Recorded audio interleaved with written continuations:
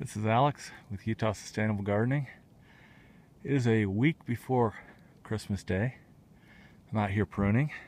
I've looked at the weather and I think we're going to get colder weather, but it's going to be kind of late in the year like it's been the last couple of years. So this is as good a time to prune as any, because by the time I get to better weather, it's likely to be worse. So my main concern is cold, and it's just not getting cold like it should this year at this time of year. So we're going to have to accept that it's not an optimal pruning year. If you look at this tree, you'll note that instead of a proper pruning, it's been largely getting just whacked off. Topped is what I'd call. It's not proper at all. If you look at that, horrible cuts. And had a lot of suckering here, as you can see.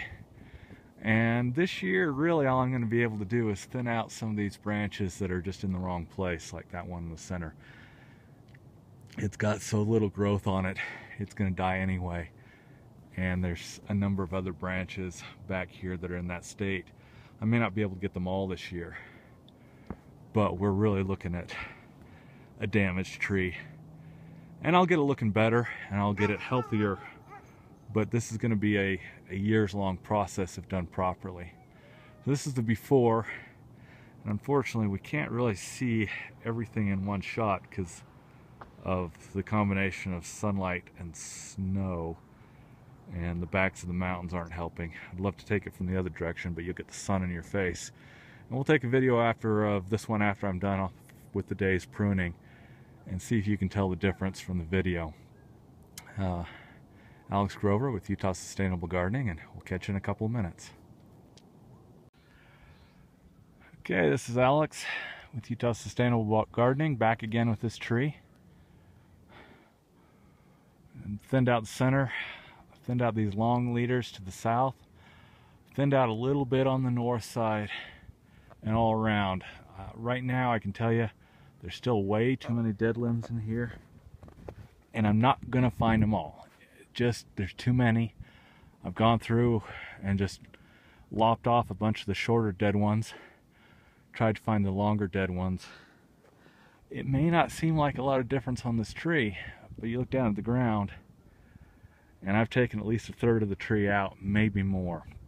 Usually when I throw the stuff on the ground, it looks more compressed, so I may have up to a 50% off. And on any stone fruit, Prunus genus, that would be 50% your max. So I don't want to take any more off of this. And then if the client has got something that's really nagging her later on, I can come in and thin out a little bit more. I know she's not going to like me leaving some of those longer suckers, but I've got to have some leafing material if I'm going to ever even have a hope of getting this tree healthy again. So those are going to have to stay.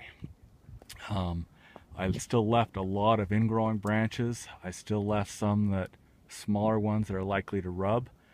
Again, I'm at my limit of what I can take out. So it's going to have to wait till next year.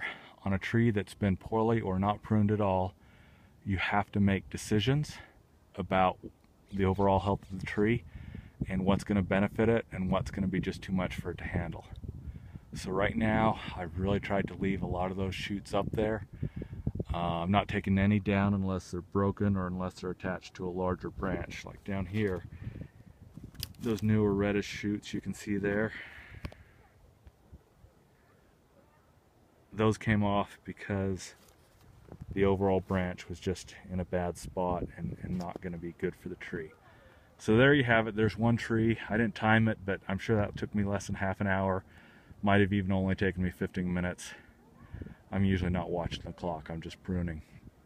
So an inexperienced pruner, go ahead, if you're a homeowner, take an hour, take 2 hours, take a couple days on the tree. Just make sure you don't overdo it, and understand your limit.